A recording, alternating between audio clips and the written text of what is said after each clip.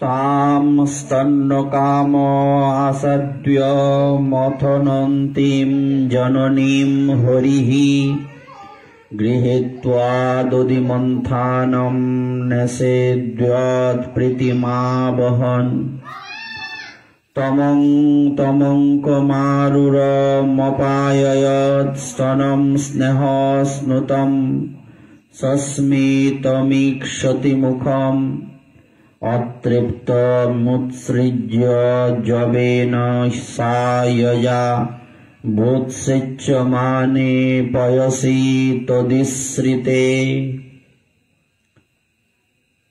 अखिल ब्रह्मांड नायक जगत अधिपति परमेश्वर भगवान श्री श्री राधा दामोदर देवीर अपार अनुकंपाय मध्यकार भागवतीय आसरे समासीन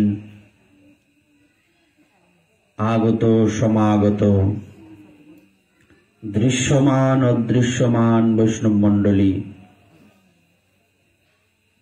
एवं आमार भक्तिमती मातृमंडलिया प्रत्येकेर श्रीचरण कमले जानाई अगणित दंडवत प्रणति एवं गौर प्रीति और शुभेच्छा।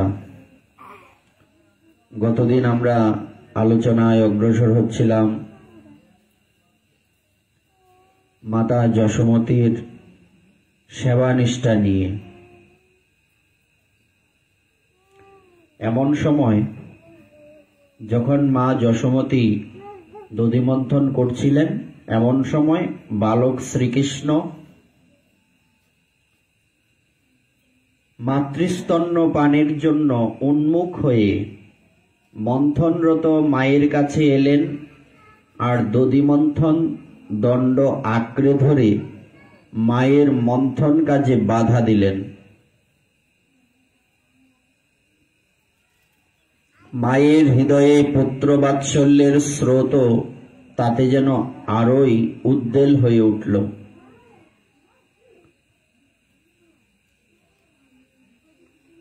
मा यशोमती जखन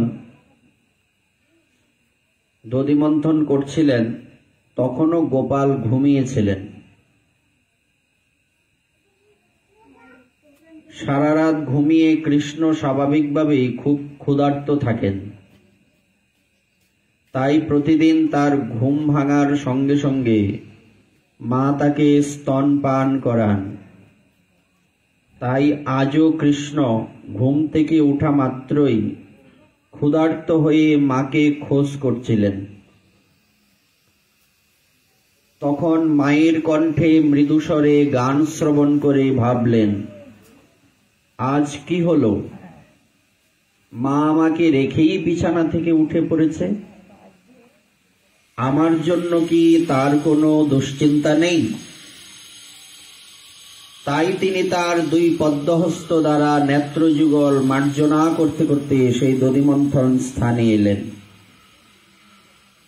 अर्थात गोपाल भाबছেন प्रतिदिन मा आमार खेयाल राखेन, शुधु तो खेयाल राखेन ना उनी आमार एखानेई थाकेन ना, अन्यदिन तो मा यशोमती दधिमन्थन करेन ना, दासीरा करेन दधिमन्थन। किन्तु এই দিন কি হয়েছিল, দাসীরা দধিমন্থন করে ঠিকই, হয়তো মন দিয়ে করে না, এই ভেবে স্বয়ং মা যশোমতী নিজেই দধিমন্থন কাজে লেগে পড়েছিলেন। এদিকে গোপাল ভাবছেন আমি আজকে বিছানায় একা কেন, মা কোথায় গেলেন। হঠাৎ মা যে মৃদুস্বরে গান করছিলেন সেটা গোপালের কানে এলো। हृदये लीलार सुखस्मृति, हाथेर द्वारा दधिमन्थन एवं मुखे लीला गान, এই ভাবে মন কায় মন বাক্য এই তিনেরই শ্রীকৃষ্ণের সঙ্গে এক টানে সংযোগ ঘটতেই শ্রীকৃষ্ণ জেগে উঠে মা মা বলে ডাকতে লাগলেন। একটা বিষয় দেখুন, যখন ভজন করতে হয় তখন বা ভগবানের সেবা করতে হয় তখন কি করতে হয়, কায় মন বাক্যে সেবা করতে হয়। দেহের দ্বারা, মনের দ্বারা এবং বাক্যের দ্বারা। মা যশোমতীর তো সেটা হচ্ছিল, উনি মুখে গান করছেন, মনটাও এখানেই আছে, স্মরণ করছেন। আর কায়, মন আর বাক্য, মুখ দিয়ে তো শব্দ বেরোচ্ছে, তো কায় মন বাক্য তিনটাই লেগে গেল কিনা। যখন কোনো ভক্তের কায় মন বাক্য তিনটি গোবিন্দ সেবায়, ভগবত সেবায় লেগে যাবে, তখন ভগবান সাড়া দেবেন।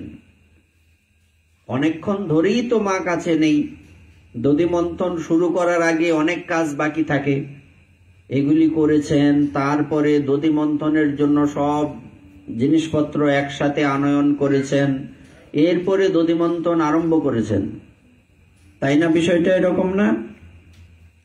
অনেকটা সময় গেল, তারপর দধিমন্থন আরম্ভ হয়েছে, এরপরে আবার উনি সেই গান করছেন, গোপালের লীলাগুলি স্মরণ করছেন, এইভাবে চলছে। অনেকটা সময় গেল, এতক্ষণ তো গোপাল ঘুম থেকে উঠেনি। তখনই উঠতে হলো কেন? যখন মাতা যশোমতীর কায়মন বাক্য গোবিন্দকে ডাকছে। এখানে আমরা কি পাই? গোপালের ঘুম কখন ভাঙলো? যখন মাতা যশোমতীর দেহ, মন এবং বাক্য তিনটাই গোপালের সেবায় 100% লেগে গেছে, তখন গোপাল জেগে উঠলেন, জেগে মা মা বলে ডাকতে লাগলেন। এটা থেকে আমরা কি পাই?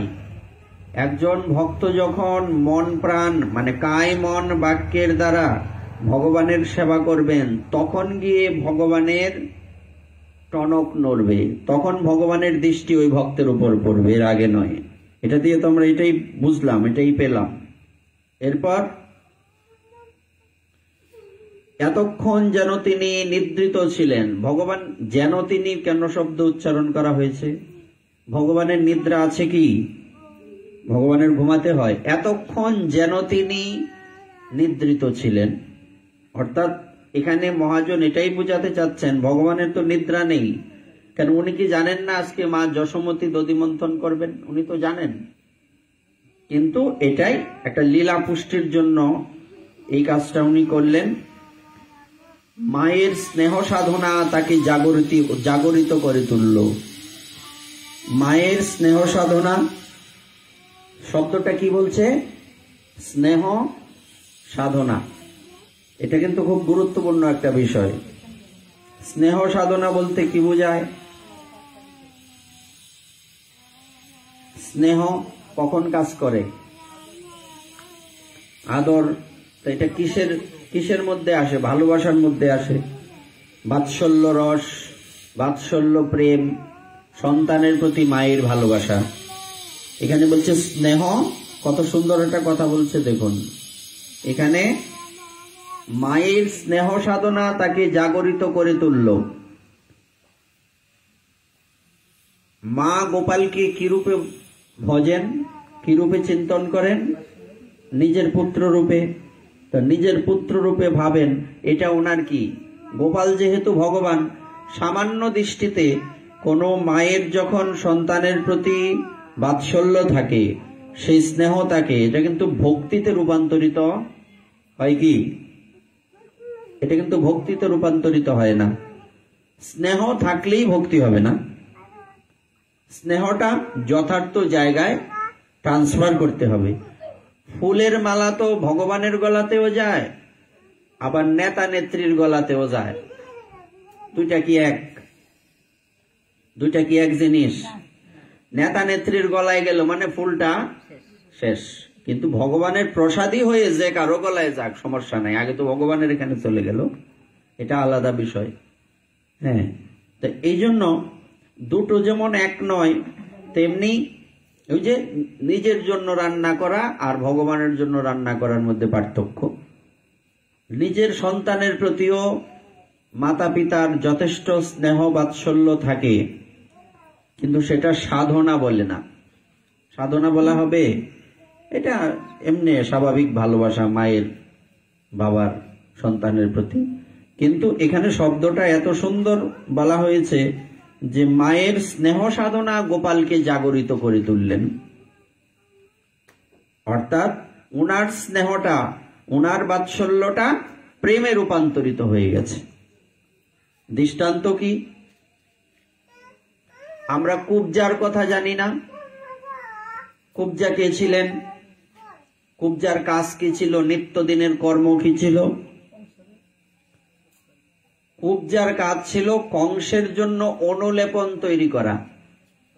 কংসের জন্য চন্দনাদি শরীরে, যে মানে বলতে পারেন এটাকে কি বলে, বর্তমানের পার্লারে কাজ করে না, সহজে বুঝতে পারবেন।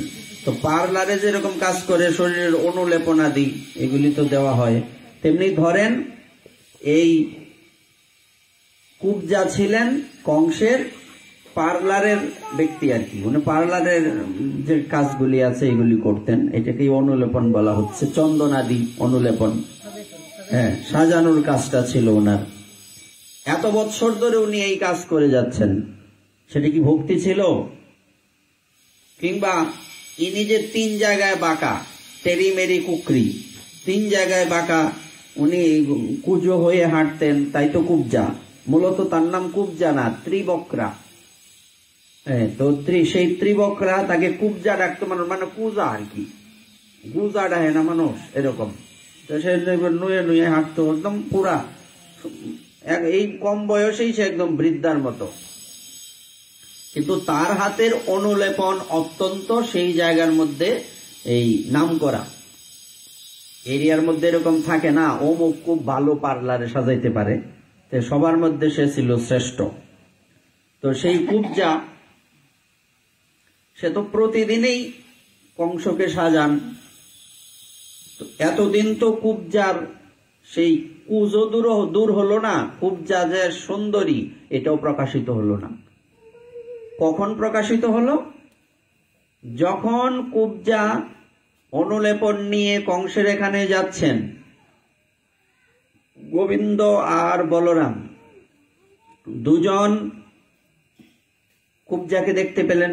কুবজাকে দেখতে পেয়ে গোবিন্দ ডাক দিলেন, ও সুন্দরী। কুবজাকে সুন্দরী না তো, সুন্দরী ডাকলেন কেন? কুবজা ভাবছেন এ নিশ্চয় আমাকে উপহাস করছে, আদতে নয়। কেন?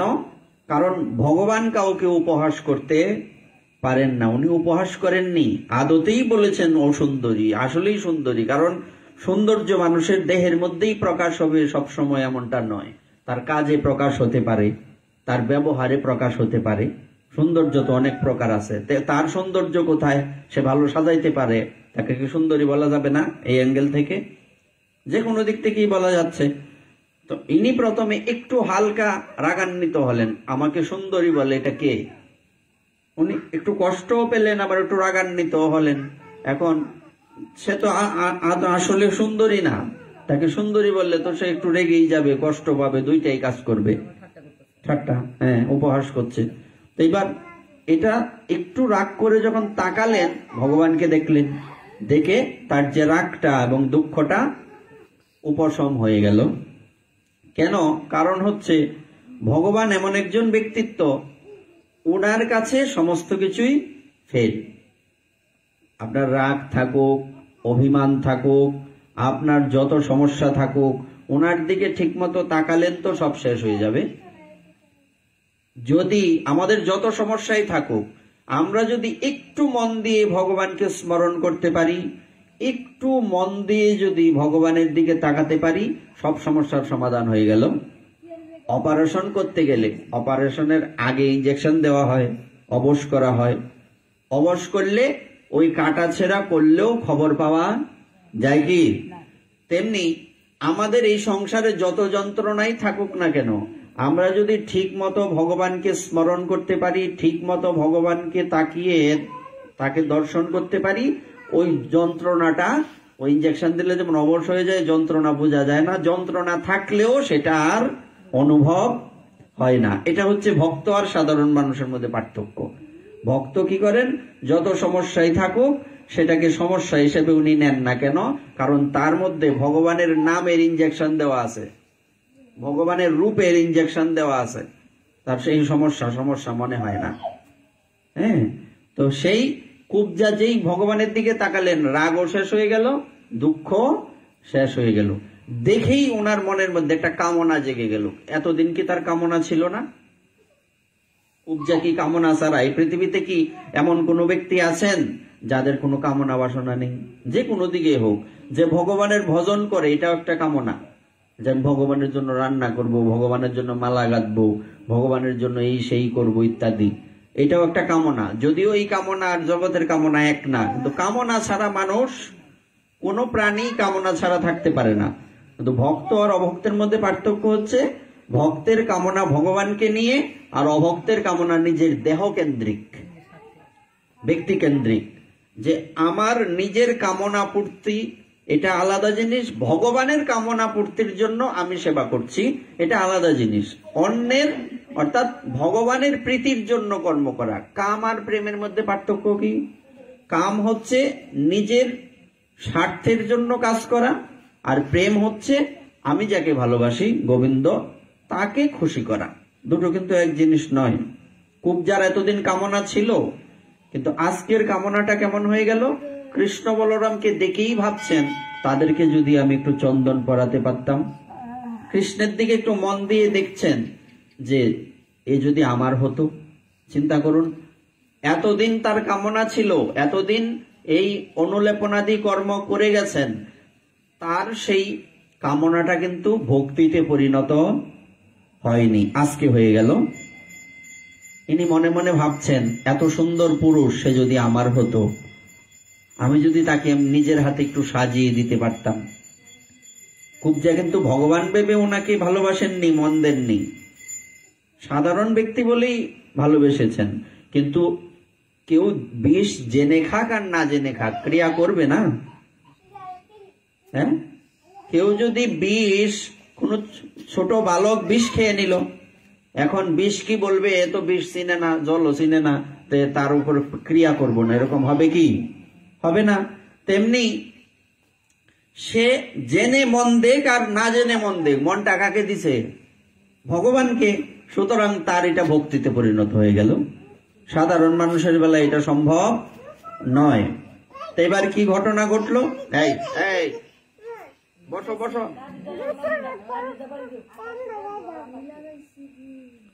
ওনার সেটা ভক্তিটা, তুমি বসো, এদিকে আসো, বসো। এবার আকাশ যাও যাও, আকাশের কাছে যাও। শ্রীকৃষ্ণ। এবার কি হলো? কি বলছিলাম? কুবজা, কুবজার ভালোবাসাটা আজকে কি কিসে পরিণত হয়ে গেল? কিসে পরিণত হয়ে গেল? ভক্তিতে। এতদিন কিন্তু সেটা ভক্তি ছিল না। দেখেই মনে পড়লো এই লোকটাকে যদি আমি আমার করে নিতে পারতাম। যেমন সাধারণ কোনো নারী বা ছোট্ট মানে কোনো বালক বালিকা, কি বলে, যুবক যুবতী একজন আরেকজনকে দেখে ক্রাশ খায় না, কথাটা শব্দ বলে, তাকে দেখে পছন্দ হয়ে গেছে, বিষয়টা সেম। আর কিচ্ছুই নাই এখানে। এখানে কে ভগবান, কে কোথা থেকে আসলো, এইসব কোনো বিষয়ই নাই। শুধু একটাই তার প্লাস পয়েন্ট, সে জেনে দেখ মন আর না জেনে দেখ মন, যে ঠিক জায়গাতেই মনটা দিছে। বিষয়টা হচ্ছে এই জায়গায়। তখন গোবিন্দ তার দিকে এগিয়ে গেলেন, উনি বুঝতে পারলেন যে সে আমাকে সাজাতে চাচ্ছে। তখন তার কাছে উনি প্রস্তাব করলেন, আমি কি তোমাকে সাজাতে পারি? গোবিন্দের বয়স তখন কত? 11 বছর 8 মাস। এখানে কোনো সামান্য সাধারণ যুবক যুবতীর হিসাবটা আসবে কি? 11 বছর 8 মাস বয়স, আজ থেকে 5500 বছর আগে সে কি মোবাইল জানে? মোবাইল টিপতাম তো। সাধারণ দৃষ্টিতে আমরা চিন্তা করি উনি ভগবান না ভাবলাম, নর্মালি ভাবি সে একটা সাধারণ ছোট্ট বালক, একটা কিশোর। সে তৎকালীন সময়ে মোবাইলও নাই, কম্পিউটারও নাই। তো এই পৃথিবীর কোনো কিছু বর্তমান সময়ের আধুনিকতা তাকে স্পর্শ করেনি। তার মধ্যে কি কোনো কামনা আসতে পারে? জাগতিক যুবক যুবতীর কামনা এখানে মেয়ে পুরুষের কামনা, নারী পুরুষের আসতে পারে কি? না, আসতে পারে না। আর কুবজা, তারও বয়স কিন্তু কম না, বিষয়টা ভালো করে বুঝবেন। কৃষ্ণের বয়স হতে পারে 11 বছর 8 মাস, কিন্তু কুবজার বয়স কিন্তু 11 বছর 8 মাস নয়, অনেক বছর বয়স ওনার। উনি অনেকদিন ধরে কংসের সেবা করে যাচ্ছেন। বলা যায় ভালোই বয়স, অনেকটা বয়স হয়ে গেছে। তো সেই কুবজা উনি চাইলেন, আমি কি তোমাকে সাজাতে পারি? গোবিন্দ বলছেন, হ্যাঁ তোমার ইচ্ছা, যখন সাজাতে পারো। তখন গোবিন্দকে কুবজা সাজিয়ে দিলেন সুন্দর করে, বলরামকেও সাজিয়ে দিলেন। এখন সাজিয়ে দেওয়ার পর আমরা কি জানি, কোনো কর্ম করলে এটার জন্য একটা ফল পেতে হয় না? ফল পাওয়া উচিত না কি? আপনি কাজ করবেন, এর মাইনে পাবেন না? তো কুবজা যে মন দিয়ে গোবিন্দের সেবা করলো, গোবিন্দকে সাজালো, সে কি মাইনে পেল? সে মাইনে পেল কি? গোবিন্দ কি করলেন, দুটো পায়ে, কুবজার দুটো পায়ে দুটো পা দিয়ে চাপ দিয়ে ধরে থুতনির মধ্যে ধরে টান দিলেন, কুবজা সোজা হয়ে গেল। বিষয়টা বোঝার চেষ্টা করুন। কুবজা সোজা হয়ে গেল, আবার শরীরের সৌন্দর্য প্রকাশিত হয়ে গেল। এখন প্রশ্ন হচ্ছে, এই কুবজার এই অবস্থা কেন? এটা কিন্তু লাখ টাকার প্রশ্ন। কুবজার এই অবস্থা এই জন্যই, এই কুবজা আগের যুগে, আগের জন্মে কে ছিলেন? শূর্পণখা। যেই শূর্পণখার নাক কান কেটে দিয়েছিলেন লক্ষণজি, আমরা তো সবাই জানি। এখন শূর্পণখা কিন্তু এইভাবেই মনটা দিয়েছিল রামচন্দ্রকে, ভগবান ভেবে দিয়েছিল কি? একটা সুন্দর পুরুষকে দেখে তার পছন্দ হয়েছে, ব্যাস মন দিয়া দিল। বিষয়টা কিন্তু এরকম। তো এইবার রামচন্দ্র ভগবান মনে মনে তাকে স্বীকার করে নিলেন, কারণ ভগবানকে যখন কেউ মন দেবেন, তো সেই ভগবান ভগবান তো ভক্তের মনটাই দেখেন। তো ভগবানকে মন দিয়ে দিলাম মানে কি? ভগবান আমাকে স্বীকার করে নিলেন। তো ভগবান মনে মনে স্বীকার করে নিলেন, কিন্তু পরিস্থিতি অনুকূলে নয়। কেননা উনি ভগবান রামচন্দ্রের একটা নাম হচ্ছে একবল্লভ, উনি বহুবল্লভ নন। শ্রীকৃষ্ণ বহুবল্লভ। রামচন্দ্র ভগবান কি আরো দ্বিতীয় বিয়ে করেছিলেন? এক সীতা দেবী। কৃষ্ণলীলায় তো আলাদা, ভিন্ন। এবার রামচন্দ্র ভগবান চিন্তা করছেন যে কিভাবে সম্ভব। মনে মনে ভাবছেন যে এ তো তার মনটা একদম ফ্রেশ ভাবে আমাকে দিয়ে দিল, আমি গ্রহণও করে নিলাম, কিন্তু তাকে তো আমি স্ত্রী হিসেবে স্বীকৃতি দিতে পারবো না, এরকম পরিস্থিতি তো আমার নেই। এক, আমি বর্তমানে কোথায় আছি? বনবাসে সন্ন্যাসীর বেশে আছি। দ্বিতীয়ত আমার স্ত্রীও রয়েছেন,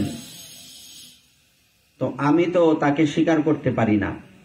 এইবার একটা জিনিস এখানে খুব সুন্দর আসছে, সেটা হচ্ছে ভগবান যে পাত্র থেকে একবার মাখন খেতেন, সেই পাত্রটাই ভেঙে দিতেন। কেন? যে পাত্র থেকে উনি মাখন খেতেন, পাত্রটা কি দোষ করলো? বলছে যে পাত্র একবার গোবিন্দ সেবায় লাগে, এটা যাতে আর কারো সেবায় না লাগতে পারে। বলবার অর্থ হচ্ছে, কোনো ব্যক্তি যদি একবার ভগবানের চরণে শরণ নিয়ে নেন, ভগবান তাকে নিজের বলে স্বীকার করে নেন, এটা অন্য কারো সেবায় লাগবে মানে সেটা কি আর এক জায়গায় থাকলো? নিষ্ঠাটা থাকলো কি? থাকলো না। ভগবান রামচন্দ্র সেই শূর্পণখাকে ওই দিন গ্রহণ করে নিয়েছিলেন, কিন্তু পরিবেশ পরিস্থিতি অনুকূলে ছিল না।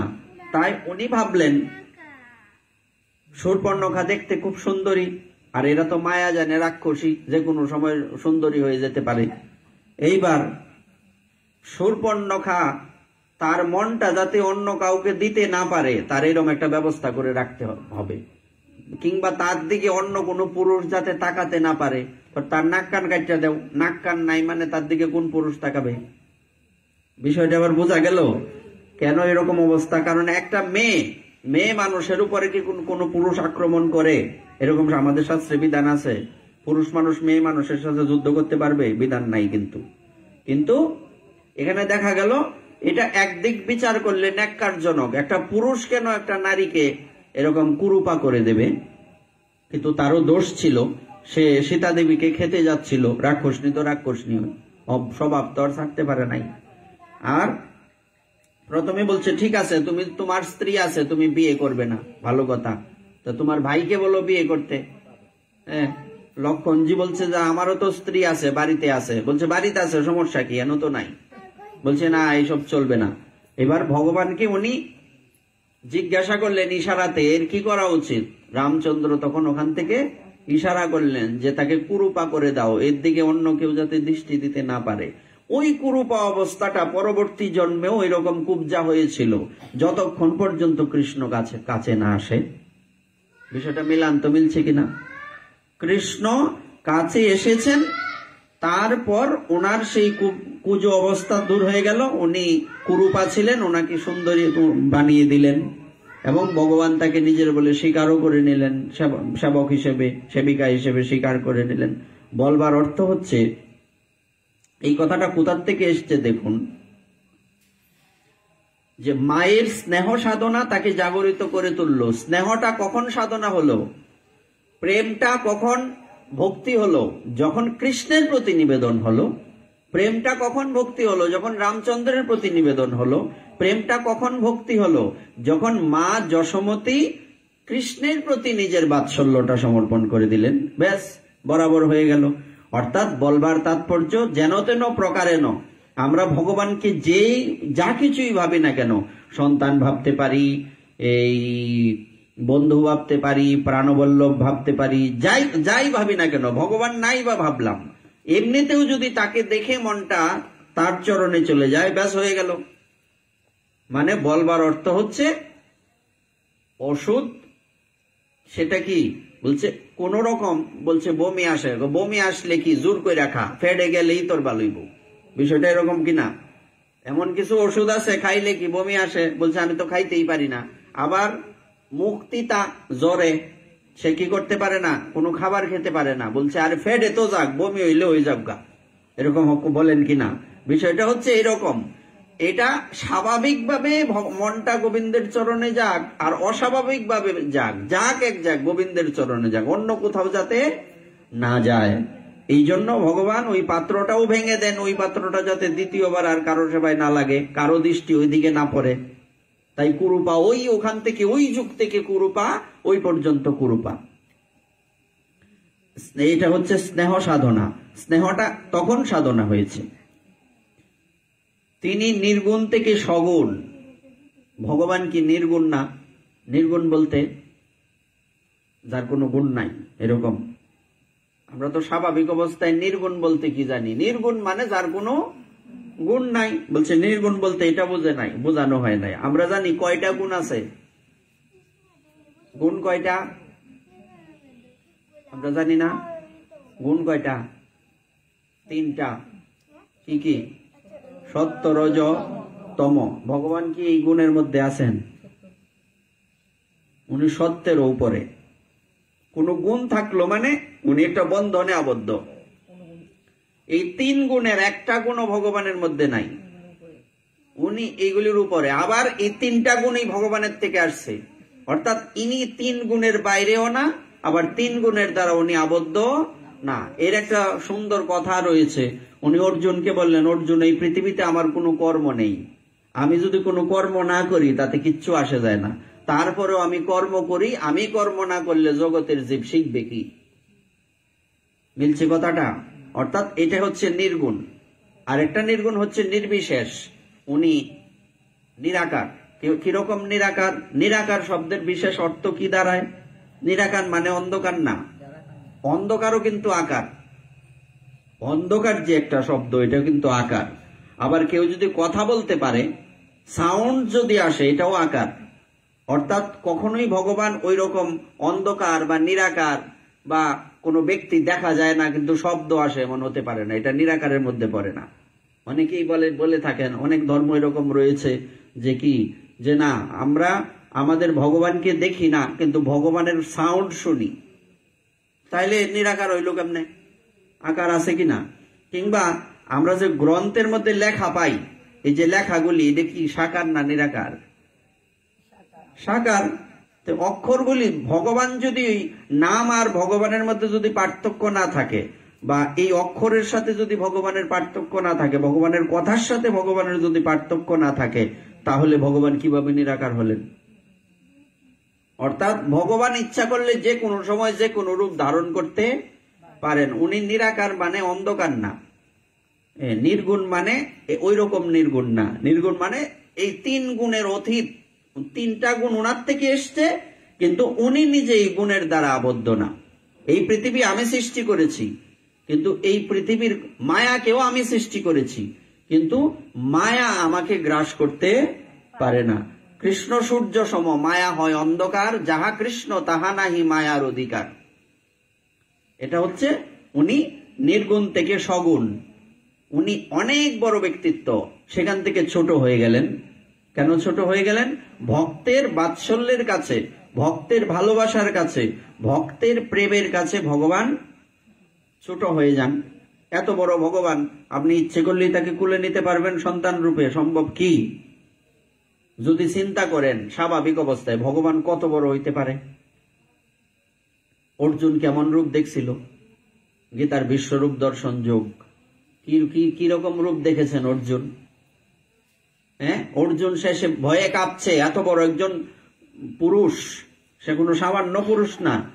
কৃষ্ণ আর অর্জুনের মধ্যে তেমন কোনো পার্থক্য নাই, হালকা মাত্র পার্থক্য। সেই অর্জুন পর্যন্ত সহ্য করতে পারছেন না সেই রূপটা দেখে। তুমি এই রূপ সংবরণ করো, আমি সহ্য করতে পারতাছি না। কেমন হইতে পারে সেই রূপটা? এত বড় ভগবান যদি আপনি ভাবেন, তা আপনি ভগবানকে সন্তান রূপে কিভাবে ভজন করবেন? আপনি কিভাবে ভাববেন যে সেই কৃষ্ণ, আরে বাবারে এত বড় বিশ্বরূপ দর্শন, এই তাকে আমি কিভাবে নিজের দুগ্ধ পান করাবো? তাকে আমি কিভাবে নিজের কাঁধে চড়াবো? এটা কি সম্ভব? বন্ধু যেমন বন্ধুকে কাঁধে চড়ায়, এরকম গোপালকে কি তার সখাগণ কাঁধে চড়ায়নি? চড়িয়েছিল তো। তো সেই জন্য এটা কি সম্ভব এত বড় ভগবান থাকলে? তাই ভগবান নিজেই, দেখুন যেদিন ভগবান নৃসিংহদেব প্রকটিত হয়েছিলেন, সেদিন শেষের দিকে নৃসিংহদেবের ক্রোধকে কেউ সংবরণ করতে পারছিলেন না, রাগটাকে থামাতে পারছিলেন না। হিরণ্যকশিপুর বধ হয়ে গেছে, তারপরে ওনার ক্রোধ সামাল দেওয়া যাচ্ছে না। পৃথিবী কাঁপছে, কখন প্রলয় হয়ে যাবে বলা যায় না। লক্ষ্মী দেবীকে বলা হলো, যাও তুমি গিয়ে প্রভুকে শান্ত করো। বলছে আমার দ্বারাও সম্ভব না, এই রূপ আমি কোনোদিন দেখছি না। কখনো এরকম হয়তো যে যদিও আমি ওনার সেবা করি সব সময়, কিন্তু এইরকম রূপ আমি দেখিনি, আর আমি এত ভয় পাচ্ছি ওনার কাছে, আমি যেতে পারছি না। ব্রহ্মাজি চিন্তা করলেন যে যেখানে লক্ষ্মী দেবী যেতে পারেন না, অন্য আমাদের আর কি কিসের হিসাব, কি করা যায়? তাহলে গোড়াতে চলে যাই আমরা। গোড়াতে গেলে কি হবে? কার জন্য ভগবানের এই রূপ? কার জন্য ভগবানের এই রূপ? কার জন্য ভগবান এই রূপ কার জন্য ধারণ করেছেন? নৃসিংহদেব প্রহ্লাদের জন্য, প্রহ্লাদকে রক্ষা করার জন্য। তাইলে আমরা গোড়াতে চলে যাই, প্রহ্লাদকে দিয়া দেখি কিছু হয় কিনা। বলছে তোমার জন্য ভগবানের আজকে এই উগ্র রূপ, তুমি গিয়া সামলাও। এইবার প্রহ্লাদের মায়ের নাম কি? মাতা কয়াদু দেবী। সেই উনি সুন্দর করে প্রহ্লাদকে সাজিয়ে কোলে করে নিয়ে আসছেন। চিন্তা করুন বিষয়টা, 4-5 বছরের একটা, 3-4 বছরের একটা ছেলে কোলে করে নিয়ে আসছেন। আর এটা দেখে ভগবান নৃসিংহদেবের হিংসে হয়ে গেল যে প্রহ্লাদ কত সুন্দর মায়ের কোলে করে আসছে, আর আমি একটা খাম্বার মধ্যে জন্ম হয়েছি, এটা কোনো কথা হইল? হ্যাঁ, বিষয়টা কেমন না? ভগবান কোথার থেকে জন্মেছেন? স্তম্ভের থেকে। আমি একটা খাম্বার থেকে জন্ম হয়েছি, না, এই আর সম্ভব নয়। এই নৃসিংহদেব পর্যন্ত, মৎস্য, কুর্ম, বরাহ, নৃসিংহ, এই 4 অবতারের পর আর কোন ভগবান মা ছাড়া আসেননি। ভগবান নৃসিংহদেব ভাবলেন এইবার থেকে আর কোন যুগে, কোন সময়ে ভক্তকে রক্ষা করতে হোক, যে জন্যই হোক, আমি আর এই খাম্বা টাম্বার থেকে আর আইতাছি না, আমি এইবার সরাসরি মাকে আশ্রয় করে আসব। তাহলে ভগবানের ইচ্ছা, আমাদের ইচ্ছার একটা, যত ইচ্ছাই আমাদের থাকুক, আমাদের ইচ্ছার একটা নির্দিষ্ট লিমিট থাকে। এখানে দুটো বিষয়, একটা হচ্ছে আসলে ইচ্ছের যত পূর্ণ হয় আরো বেশি চাহিদা বেড়ে যায়। এটা হচ্ছে কোথার থেকে? এই গুণটা হচ্ছে ভগবানের, কারণ আমরাও ভগবানের অংশ। যেহেতু আমরা ভগবানের অংশ, ভগবানের কোনো না কোনো গুণ নিশ্চয়ই আমাদের মধ্যে চলে আসবে। কি আছে কিনা? কম বেশি আছে তো, ভগবানের মধ্যে বেশি, আমাদের মধ্যে একটু কম আছে কিন্তু গুণ। তাহলে এটা একটা কারণ। আরেকটা কারণ হচ্ছে এই সংসারে আমাদের চাহিদা যতই থাকুক না কেন, একটা সময় তো এই চাহিদার বিনাশ হবেই। এই চাহিদা কিন্তু এক সময় থাকবে না। থাকবে কি? তো আমাদের চাহিদার একটা সীমা রয়েছে, কিন্তু ভগবানের চাহিদার কোনো সীমা থাকে? ওনার লোভ হইল মানে ওনার একটা কিছু উনি চাইলেন মানে এটা বিশাল ব্যাপার। উনি চাইলেন মাকে আশ্রয় করে আসবেন, এটাই ঠিক। উনি চাইলেন খাম্বা থেকে আসবেন না, এটাই ঠিক। উনি চাইলেন আমি এত বড় ভগবান বিশ্বরূপ ধারণ করতে পারি, কিন্তু না, আমি বিশ্বরূপ ধারণ করলে মা যশোদা থরি আমাকে আদর করতে পারবেন কি? সচি মাতা থরি আমাকে আদর করতে পারবেন? আমি যদি বিশ্বরূপ ধারণ করে আসি আমাকে নিমাই হয়ে আসতে হবে। তেমনি এখানে এই দৃষ্টান্তই দেওয়া হচ্ছে। ভগবান কি করলেন? তিনি নির্গুণ থেকে সগুণ হলেন, এত বড় ভগবান থেকে ছোট হয়ে গেলেন।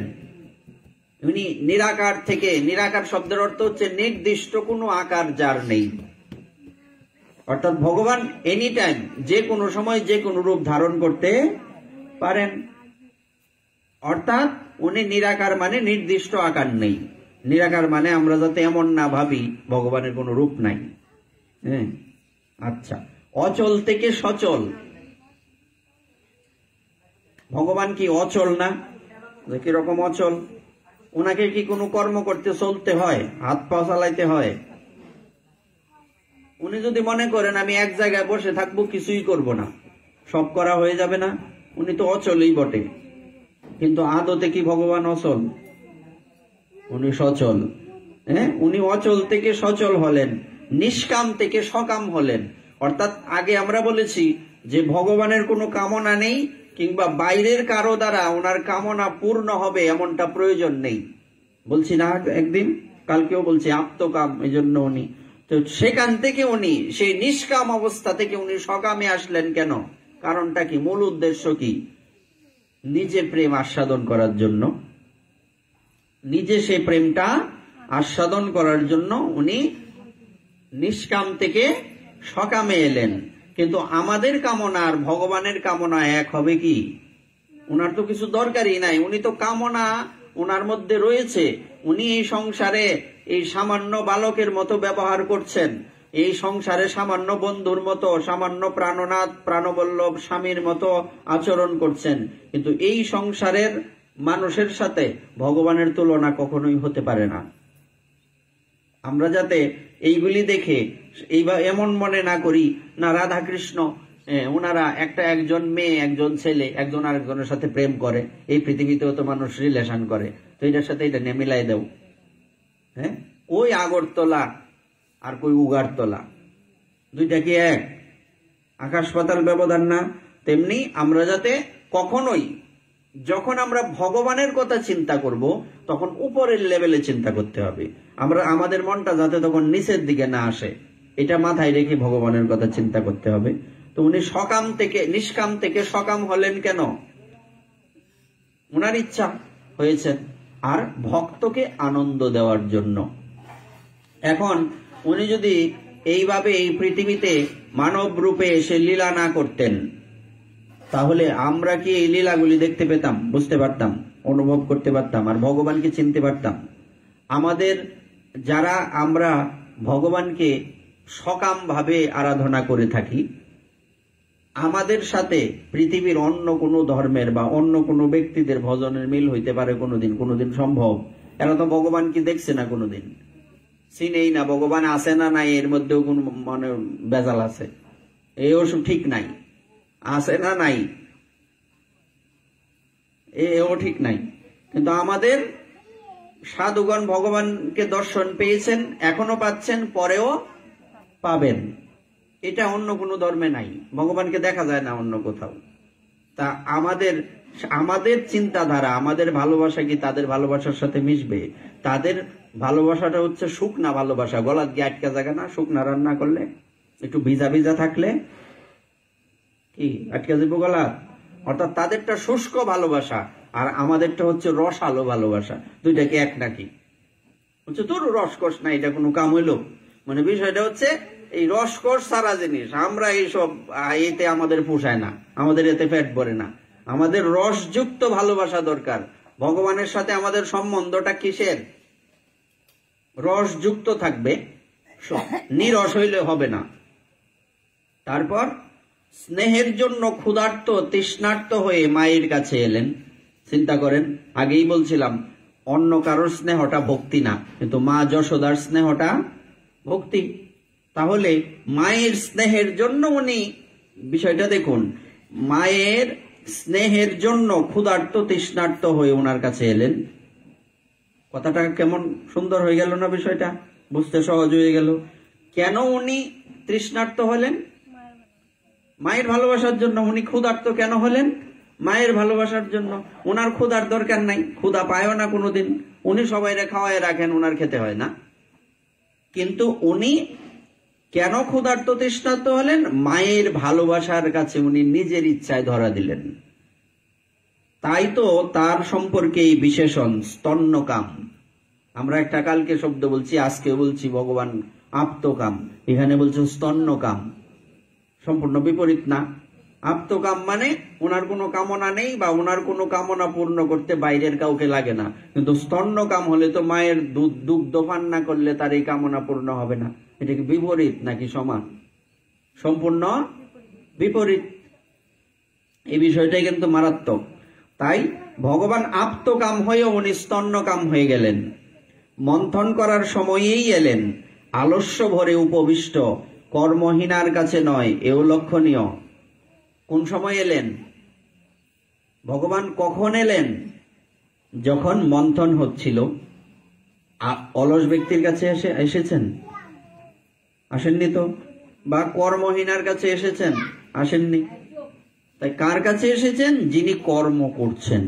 এটা কর্মযোগের একটা বিশেষ বিষয়। কর্মযোগ বলতে কিন্তু আমরা অনেকেই এই কর্মযোগটাকে কিভাবে নেই?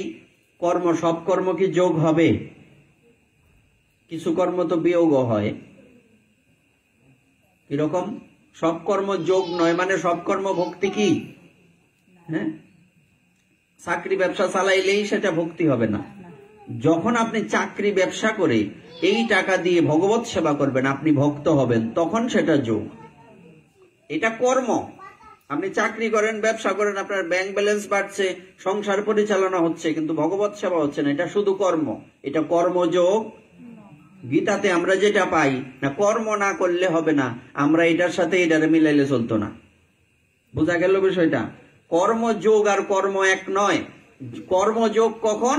যখন আমার কর্মের ফলটা ভগবানের সেবায় যুক্ত হলো, তখন কর্মযোগ। যুক্ত মানে যোগ, যোগ। আর না হলে আর অন্য শুধু কর্ম হলো বিয়োগ। এটা ভগবানের সাথে যুক্ত করে না, এটা ভগবানের থেকে আমাদেরকে আলাদা করে দেয় বা দূরত্ব সৃষ্টি করে দেয়। এটা কিন্তু মারাত্মক বিষয়। সুতরাং ভগবান কেবলমাত্র শুধু কর্মকারী ব্যক্তির কাছে আসতে পারেন না, কর্মযোগীর কাছে আসবেন।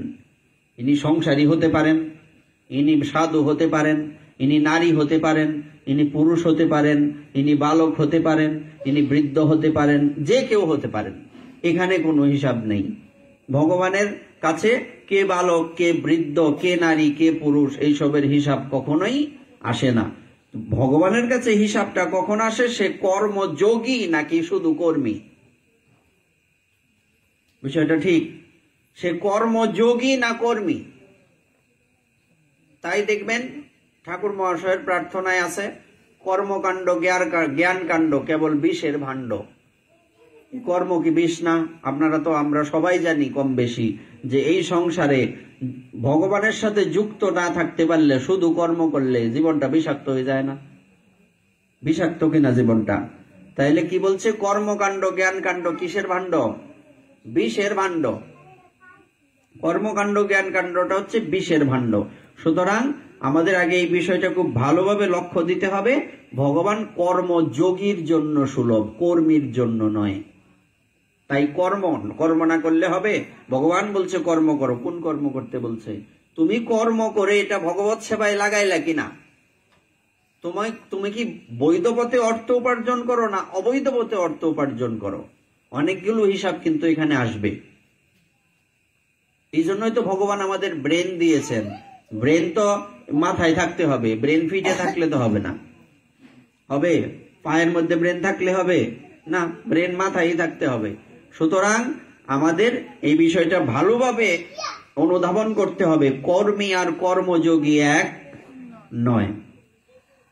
আবার তিনি এসেই মায়ের মন্থন দণ্ড চেপে ধরে তার কাজ বন্ধ করে দিলেন। মন্থন দণ্ড কার জন্য উনি মন্থন করছেন একটু ভালো করে ভাবতে হবে। ইনি কিন্তু এই যে নবলক্ষ গাভীর দুগ্ধ মা যশোদা একলা মন্থন করবেন, হতে পারে? এটা কি কোনোদিন সম্ভব? যার দাস দাসীর অভাব নাই, বাড়ি ভর্তি দাস দাসী, এরা সব কর্ম করে, কিন্তু উনি কেন কর্ম করছেন? কোনোদিন এই টাইমে ঘুম থেকে উঠেন না। গোপালকে উনি হয়তো তখন দুগ্ধ পান করাচ্ছেন, নতুবা গোপালের সাথে শুয়ে আছেন জড়িয়ে ধরে, যা অন্য কোনো কাজে ব্যস্ত। এই টাইমে আরেকটু পরে উঠেন ইনি, এতটা তাড়াতাড়ি উঠেন না। আজকে 3টায় উঠে গেছেন, তখন হয়তো 5টায় উঠেন, 2 ঘন্টা আগে উঠে গেছেন। তাই তো গোপালও ভাবছেন আজকে আমি একলা কেন, মা কোথায় গেলেন, আমারও খিদে পেয়ে গেল। আর অভ্যাস তো ওই টাইমে ঘুমটা ভেঙেই মায়ের দুগ্ধ পান করেন, কেন মা সাথেই আছেন। মা ও বুঝে যান এখন সারা রাত্র সে ঘুমাইছে, এখন তার খিদে পেয়েছে। এখন একে তো ভগবানের খিদে, আর খিদে কেন আসছে আগেই বলছি, ভগবানের খিদা আর আমাদের খিদা এক না। উনি মায়ের স্নেহের জন্য উনি ক্ষুধার্ত। এবার উনি কি করলেন? এসেই মন্থন দণ্ড চেপে ধরলেন। কেন এটাই চেপে ধরলেন কেন? বলছে ওই যে কাজ কামরা হওয়া আগে আমার খিদা লাগছে, আমার খাওয়াইলো, বিষয়টা তো এরকম নাকি? উনি মাকে আগে গিয়ে ধরতে পারতেন, মন্থন দণ্ড কেন ধরলেন? এই প্রত্যেকটা জিনিস আমাদের একদম পয়েন্ট আকারে ধরে ধরে ধরে ধরে বুঝতে হবে, তাইলে এই বিষয়গুলি আস্বাদন হবে, নাহলে তো কিছুই বোঝা যাবে না। খালি পড়লাম মা যশোদা কি করছে, বাঞ্চে মা যশোদা এরকম, শেষ, এই পর্যন্ত শেষ না, এটার ভিতরে ঢুকতে হবে। যত গভীরে ঢুকা যাবে ততই আমরা এটার আস্বাদন পেতে থাকবো। এবার উনি প্রথমে এসেই কি করলেন? মন্থন দণ্ড চেপে ধরলেন, কারণ কাজ বন্ধ করো, আমার এখন খিদে পেয়েছে।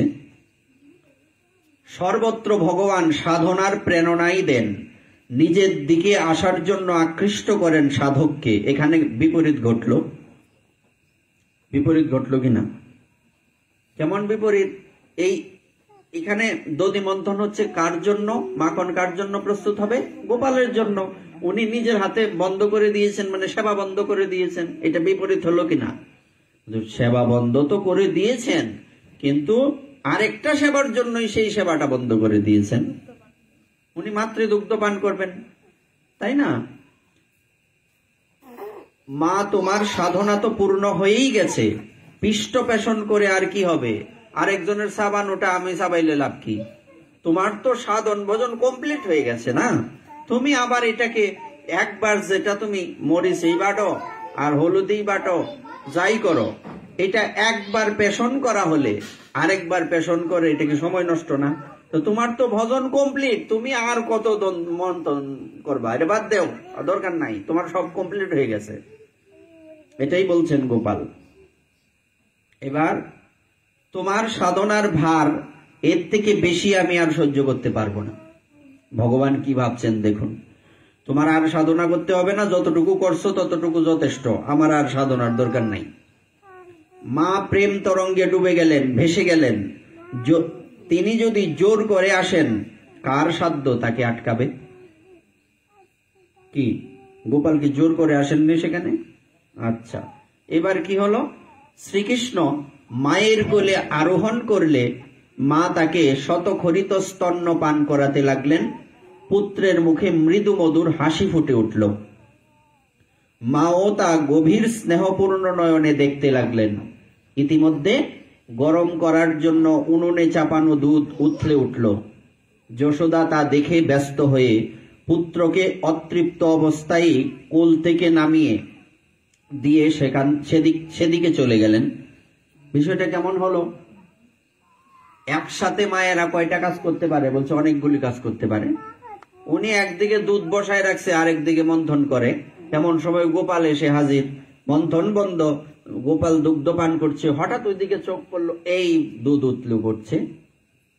দুধ যেহেতু উতলে পড়ছে, তাহলে ইনি ওনার সেবাটা মূলত কার জন্য? গোপালের জন্য।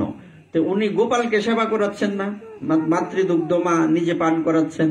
তাহলে দুধ উতলে পড়লো পড়ুক, দুধ তো কিছু কমই নাই, এই দুধ ফললে সমস্যা কি? উনি উঠলেন কেন? গোপালকে কুল থেকে নামালেন কেন? প্রত্যেকটা প্রশ্নের আমাদের উত্তর খুঁজে বের করতে হবে, একটা একটা পয়েন্ট ধরে ধরে বলতে হবে। তাহলে সেবার জন্য ঠিক আছে, কিন্তু এটা হচ্ছে প্রত্যক্ষ সেবা, ওইটা হচ্ছে পরোক্ষ সেবা।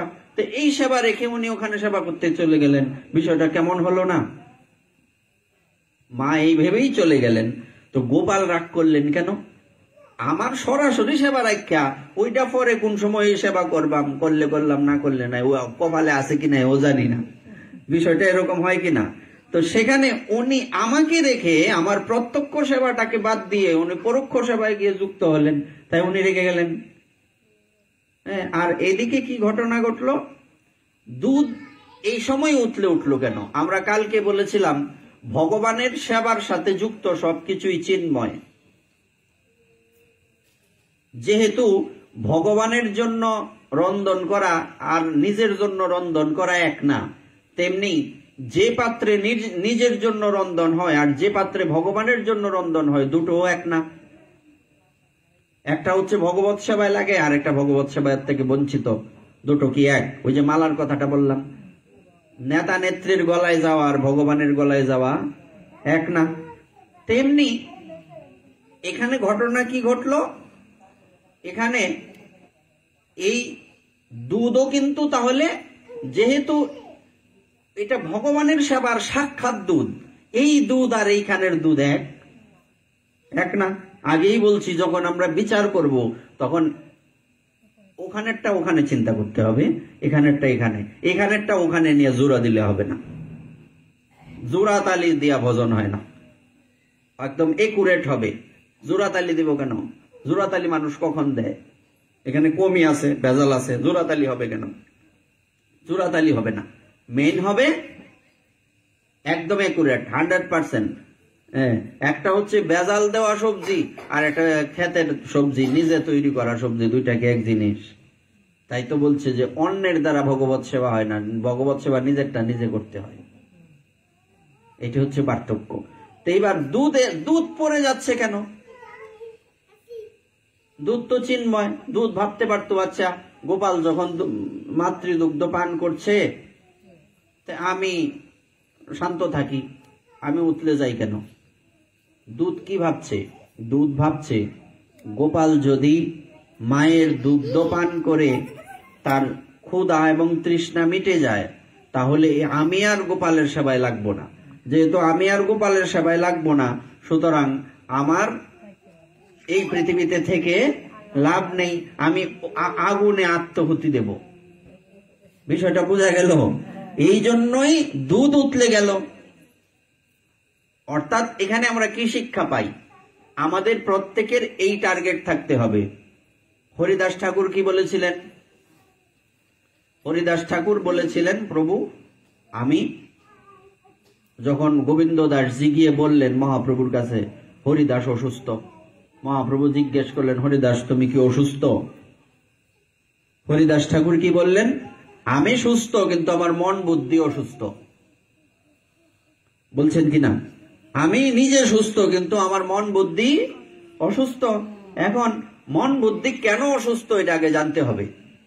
উনি তখন বলছেন যে দেখো প্রভু, আমি 3 লক্ষ হরিনাম প্রতিদিন করতে আমার আগে ব্যাগ পেতে হতো না, এখন বৃদ্ধ হয়ে গেছে, জিহ্বা ভারী হয়ে গেছে, শরীর ভারী হয়ে গেছে, 3 লক্ষ হরিনাম প্রতিদিন আমি কমপ্লিট করতে পারি না। সুতরাং আমি যেহেতু তোমার ভজনে অযোগ্য হয়ে গেছি, এই পৃথিবীতে আমার থাকার দরকার নাই, হিসাব বরাবর। অর্থাৎ একজন ভক্তের বৈশিষ্ট্য থাকবে, আমি যদি ভগবানের সেবা করতে না পারি তাহলে এই পৃথিবীতে আমার থাকলেই কি আর না থাকলেই কি, সুতরাং আমার মরে যাওয়াই ভালো। অনেকে যেমন সংসারে কোনো ঝামেলা হইলে আরে মানুষ মারা যায় কেন, কি কি হতাশা নিয়ে মারা যায়, অপূর্ণতা নিয়ে মারা যায়। তো এই জগতের মানুষের অপূর্ণতা আর ভক্তের অপূর্ণতার মধ্যে এটাই পার্থক্য। ভক্তের অপূর্ণতা হচ্ছে, ওই দিন আমরা বলছিলাম বৃত্রাসুর কি প্রার্থনা করলেন? আমাকে এখনই মেরে ফেলো, আমাকে মারতে যত দেরি করবে আমার গোবিন্দ প্রাপ্তি তত দেরি হবে। আর এখন আমি সুস্থ, এমনও হতে পারে আমি অসুস্থ হয়ে বিছানায় পড়ে যাব, আমি তোমাকে স্মরণ করতে পারবো না, সুতরাং আমার এখনই মৃত্যু হোক। বিষয়টা কিন্তু এখানেই টুইস্ট। হ্যাঁ, তাইলে এখানে দুধ কেন পড়ে যাচ্ছে? যে আমি আর গোবিন্দ সেবায় লাগবো না, যেহেতু গোবিন্দ সেবায় লাগবো না সুতরাং আমার এই পৃথিবীতে থেকে কোনো লাভ নেই, তাই দুধ উতলে গেল। এর ফলে শ্রীকৃষ্ণের কোপ জন্মালো, উনি রেগে গেলেন, তার রক্তবর্ণ অধর স্ফুরিত হতে লাগলো, উনি ঠোঁট কামড়াতে লাগলেন। নবোদ্গত দাঁতে সেই অধর, নবোদ্গত দাঁত মানে নতুন দাঁত উঠতেছে, তো এখনো ঠিক মতো দাঁত উঠে নাই, দংশন করে তিনি নিকটস্থ নোরা মানে পেশনি ফুতা আর কি শিলাখণ্ডের দ্বারা দধি মন্থনের ভাণ্ডটিকে ভেঙে ফেললেন। ফুতা আছে না, একটা পাটার মধ্যে ফুতা পাইছে, দেখি আশেপাশে কি আছে, ফুতা দিয়াই যা এই লাভ কি থাকিয়া। তখন দধি মন্থনের ভাণ্ডটিকে উনি ভেঙে ফেললেন। তারপর চোখে কৃত্রিম অশ্রু এনে অন্য ঘরে গিয়ে সকলের চোখের আড়ালে পূর্ব দিনের গোদুগ্ধ থেকে উৎপাদিত মাখন খেতে লাগলেন। চিন্তা করুন, এবার উনি কি করলেন? এখন প্রশ্ন হচ্ছে, দধি মন্থনের ভাণ্ড না উনি ভেঙে ফেললেন, তো উনি কৃত্রিম অশ্রুটা কেন চোখে আনলেন? এটার কি রহস্য? প্রত্যেকটা লাইনের রহস্য খুঁজতে হবে। এখানে কি রহস্য? রহস্য হচ্ছে উনি তো রাগে তো ভেঙে ফেললেন দধির ভাণ্ড, মন্থন যেখানে মন্থন হচ্ছিল ভাণ্ডটি ভেঙে দিলেন, মায়ের একদম পুরা পরিশ্রমেই জ্বলে গেল।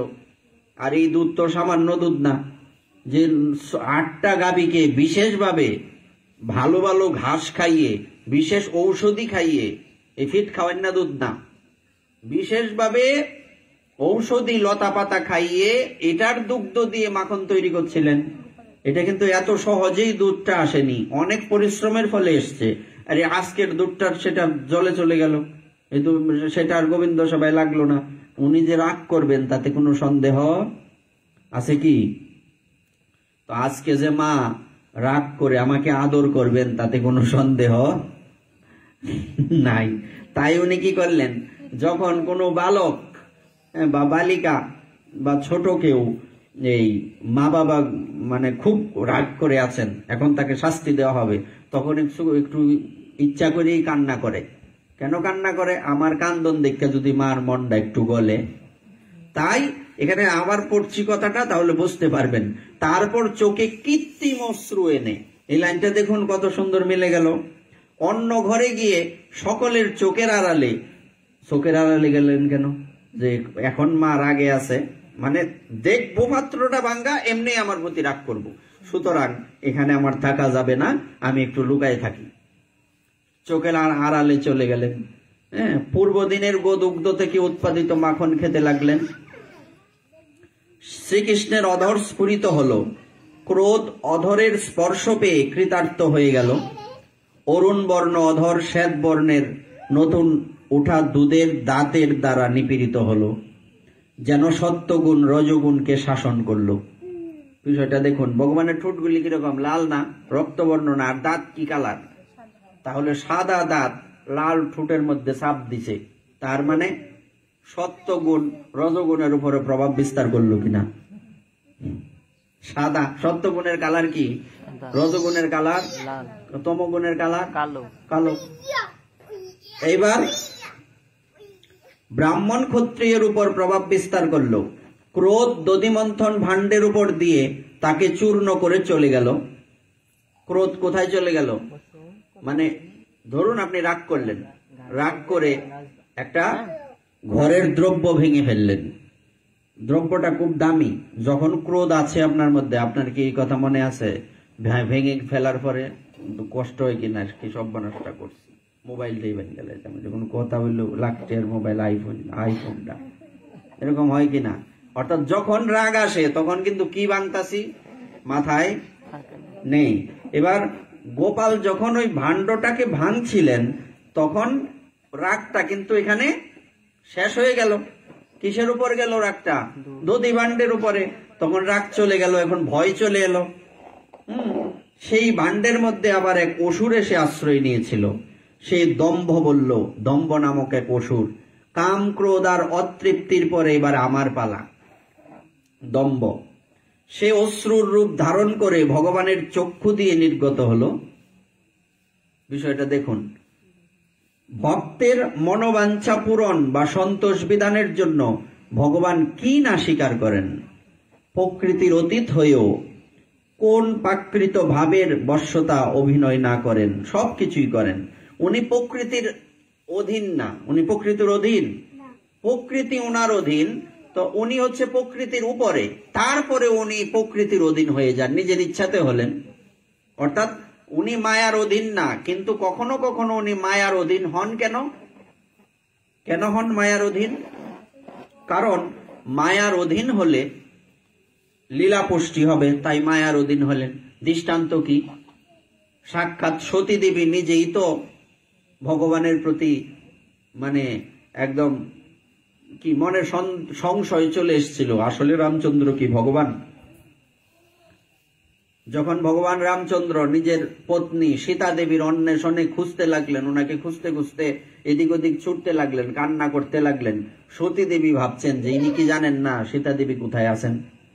উনি দেবী সতী মহাদেবকে প্রশ্ন করছেন যে উনি কি জানেন না ভগবান রামচন্দ্র কি, উনি ভগবান, উনি কি জানেন না সীতা দেবী কোথায় আছেন? তো ওনার এরকম ক্রন্দন করার অপেক্ষা কি?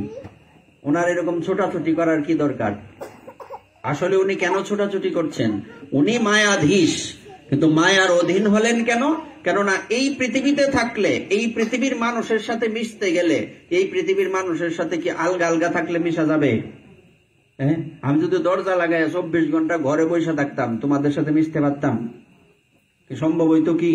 তো এবার ভগবান ভাবছেন আমি ভগবান, আমি এই জগতের না, আমি চিন্ময় জগতের।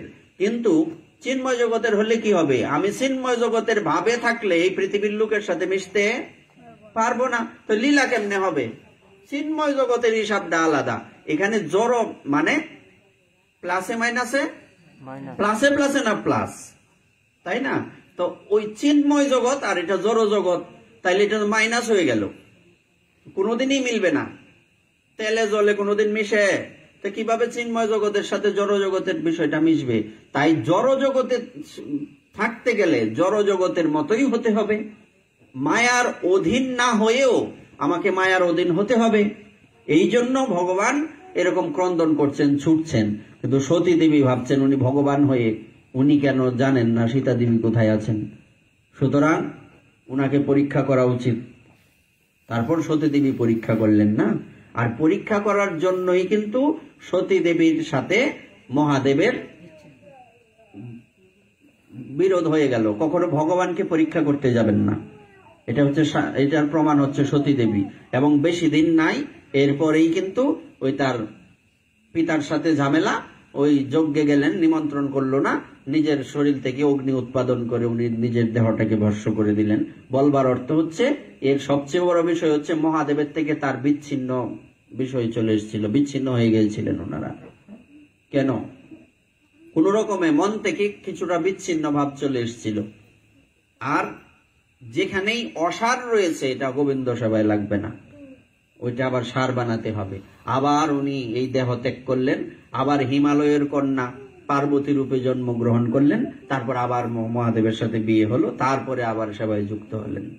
এতটা সহজ না। সেবা হচ্ছে পৃথিবীর সবচেয়ে কঠিন জিনিস। সেব্য হওয়া সহজ, সেবক হওয়া কঠিন। তাই বলছে গুরু হওয়া সহজ, কিন্তু শিষ্য হওয়া সহজ না। শিষ্য হওয়া সবচেয়ে কঠিন। আর সেই কঠিনটাকে, এই চ্যালেঞ্জটাকে নিয়ে যে প্রকৃত শিষ্য হতে পারে, সে সারা পৃথিবীকে শাসন করতে পারে, সারা পৃথিবী তার শিষ্য হয়। তার প্রমাণ প্রেমানন্দ বাবা আদি, বিনোদ বাবা আদি, আমাদের গুরুদেব যারা ছিলেন, ওনারা সারা পৃথিবী ওনাদেরকে ফলো করেন।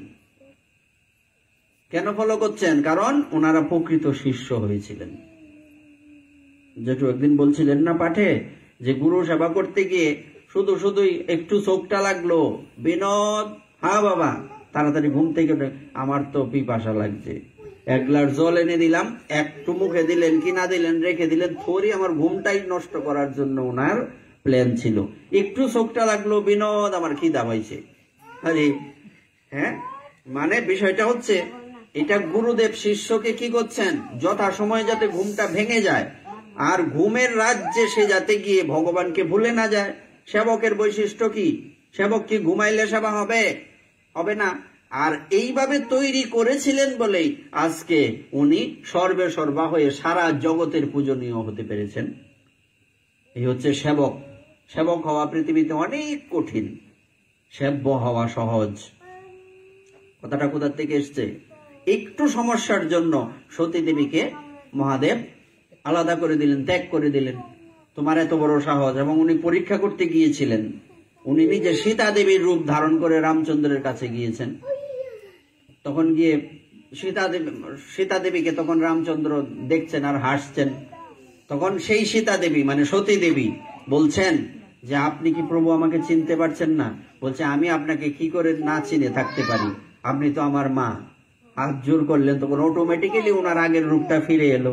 সেখানে মহাদেব এসে তো প্রভুর সামনে তো আর রাগ করা যাবে না। রাগ করা যাবে? এই বিষয়টা তোমরা মাথায় রাখবে সব সময়। পূজনীয় ব্যক্তির সামনে কখনো কাউকে শাসন করার অধিকার তোমার নেই।